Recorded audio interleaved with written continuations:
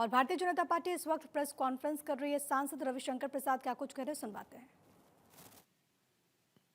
उसके बाद कांग्रेस पार्टी ने नेशनल हेराल्ड को 90 करोड़ रुपया दिया था, एसोसिएटेड जर्नल लिमिटेड जो इसको पब्लिश करते थे।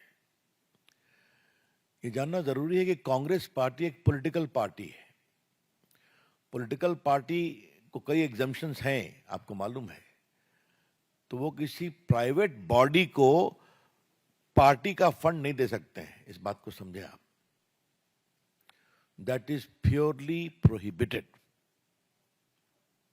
दिया उनकी बात है, घर की कंपनी थी। अब उसके बाद उसने कहा आपका लोन हम दे नहीं सकते।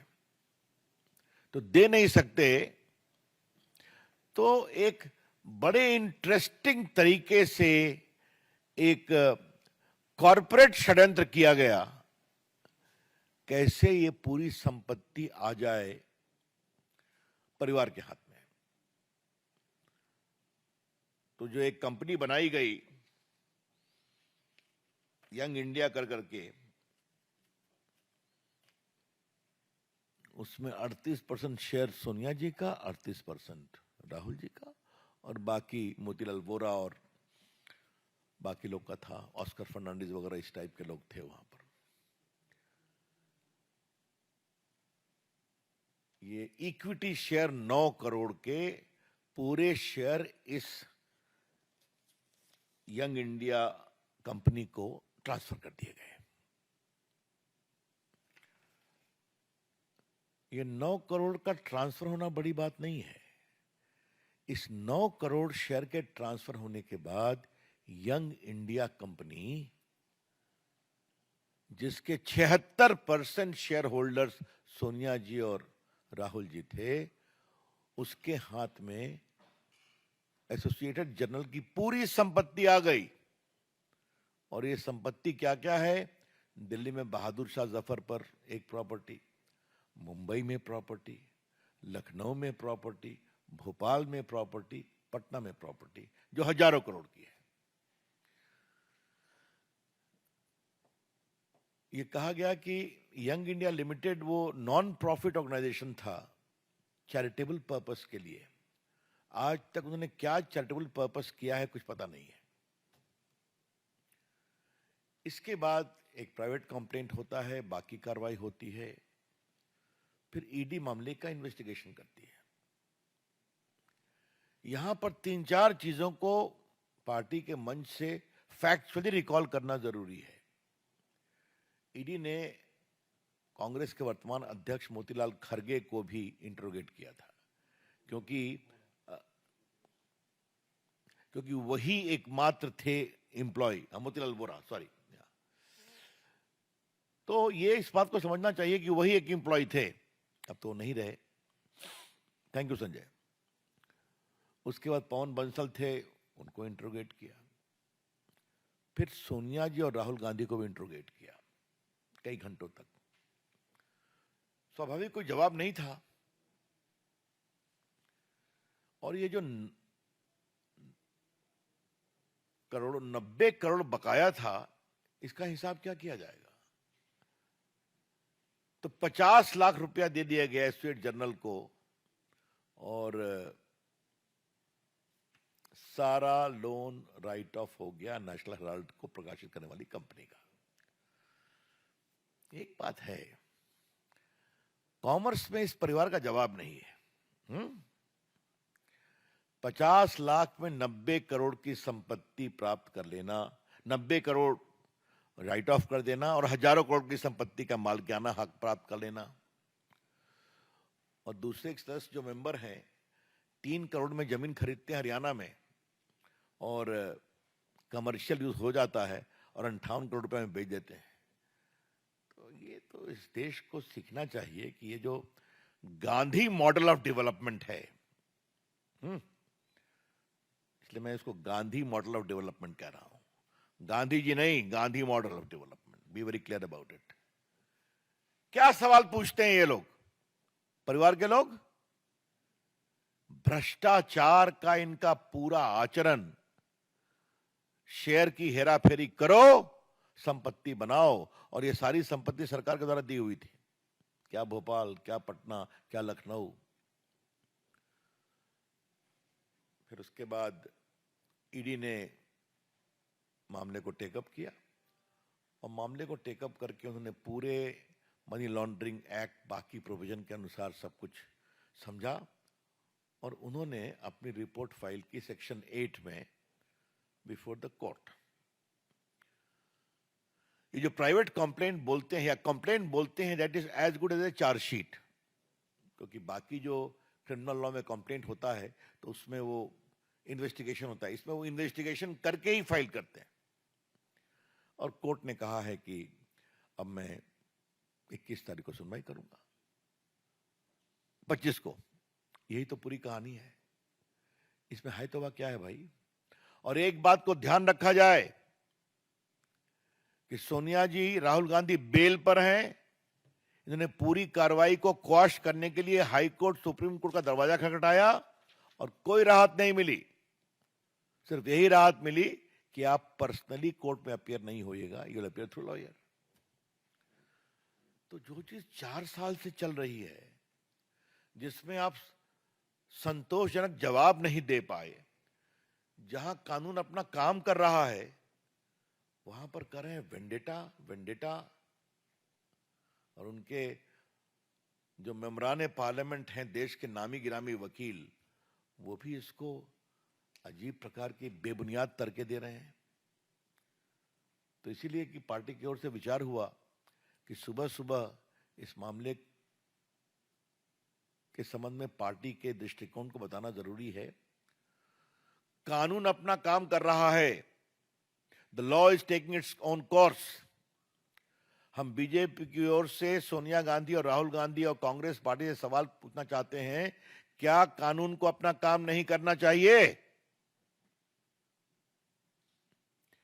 क्या हजारों करोड़ की संपत्ति पर अगर आपने गलत तरीके से, गैर कानूनी तरीके से षड्यंत्र करके कब्जा कर लिया, तो क्या इस पर चुप रहना चाहिए?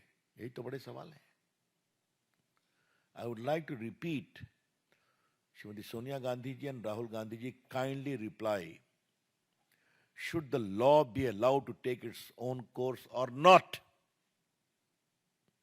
And if there is a glaring case where thousands of crores of public property situated at prime locations in different parts of the country have been misappropriated by conspiracy, where the beneficiary is you and your son, being 76% owner of the AJL. तो फिर ये धरना, vendetta,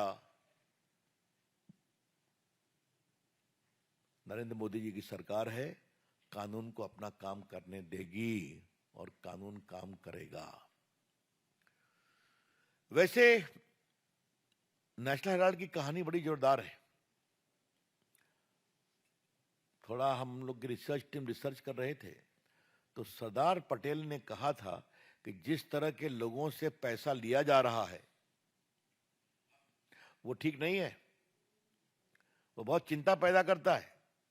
ये लोग प्रामाणिक कांग्रेसी नेता थे और वो सारी चिट्ठियां हम लोग के पास हैं। मैं संजय से कहूंगा कभी आप लोग को दे देगा, नेहरू जी ने क्या कहा, सरदार पटेल ने क्या कहा। लेकिन और चंद्रभानु गुप्ता जो उत्तर प्रदेश के मुख्यमंत्री थे, उन्होंने भी पैसे इसके लिए बहुत इकट्ठा किए थे, बड़े नेता थे। कहा कि ये तो बना था देश की आवाज के लिए, इसे नेहरू की और खानदान की आवाज बना दिया गया इस अखबार को। तो ये हम नहीं कह रहे, कांग्रेस के नेता कह रहे हैं, ये सब रिकॉर्ड पर है। क्या सरदार पटेल, क्या चंद्रभानु गुप्ता की आत्मकथा में। तो इसका अतीत, इसका वर्तमान। एक विषय में आपसे और कहना चाहूंगा, और ये जानना बहुत जरूरी है। इस देश में इतना मीडिया आ गया है, इतने अखबार आ गए हैं, इतने न्यूज चैनल आ गए हैं, फिर भी वो अखबार जिसके पीछे कांग्रेस पार्टी और उनकी सरकारों का पूरा आशीर्वाद है, वो चल क्यों नहीं पाया? ये सवाल है ना, क्यों नहीं चल पाया? तो ये अखबार चलाने के लिए नहीं था, ये अखबार विज्ञापन बटोरने और सरकार से संपत्ति लेकर बिल्डिंग खड़ा करने। पूर्व केंद्रीय मंत्री रविशंकर प्रसाद को भी आप सुन रहे थे। नेशनल हेराल्ड का पूरा मामला जिस पर सियासत तेज है और इसी को लेकर के वो यहाँ पर बीजेपी की बात रखते हुए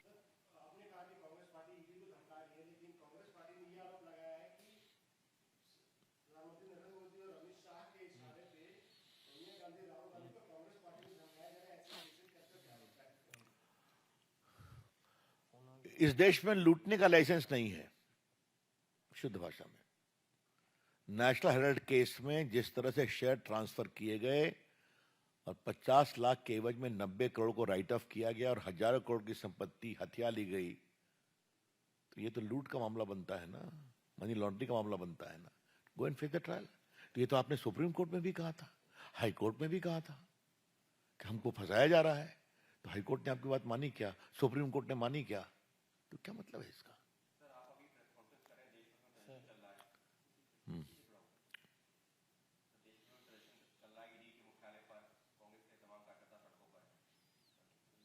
अब ऐसा है, वो देखो, उनके प्रदर्शन करने के अधिकार को मैं चुनौती नहीं दूंगा, लेकिन प्रदर्शन किस बात के लिए? ये मैं बिहार से आता हूं तो एक पैटर्न आपको दे दूं। जब भी सीबीआई और ईडी क्वेश्चन करती है लालू जी को, उनके परिवार को, लैंड फॉर जॉब स्कैम में, तो लोग पहुंच जाते धरना देने के लिए, आपको मालूम ही है। तो वही मॉडल कांग्रेस पार्टी ने भी अख्तियार कर लिया है क्या? सुचित्रा,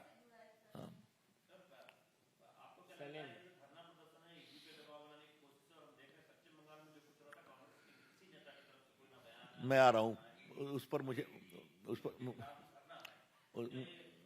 ये मैं उचित नहीं मानता हूं, लेकिन नरेंद्र मोदी की सरकार में एजेंसियों को ईमानदारी से काम करने की छूट है और ये काम होगा। ये धरने से ईडी दबाव में नहीं आएगी, ऐसा मुझे लगता है, और आनी नहीं चाहिए। ये अनुचित है और बिल्कुल इसकी हम भर्त्सना करते हैं। बंगाल के बारे में थोड़ा अब हम एक व्यापक टिप्पणी करना चाहेंगे। और कोई सवाल तो नहीं है मेरे आज के प्रेस पर? नेशनल हेराल्ड पे बंगाल, मैं बंगाल में एक जवाब दे रहा हूं। ममता जी, बंगाल में क्या हो रहा है? वोट बैंक के लिए आप कहां तक गिरेंगी, कितना गिरेंगी? तो अभी आप सुन रहे थे रविशंकर प्रसाद को। जोरदार हमला उन्होंने नेशनल हेराल्ड को लेकर के बोला कांग्रेस पार्टी पर। दरअसल कांग्रेस पार्टी आज के दिन विरोध प्रदर्शन कर रही है देश भर में ईडी के दफ्तर के आगे, और इसी को लेकर के रविशंकर प्रसाद ने जोरदार हमला बोला और ये कहा कि कांग्रेस को लूट का अधिकार नहीं है, इस देश में लूट का लाइसेंस किसी को नहीं।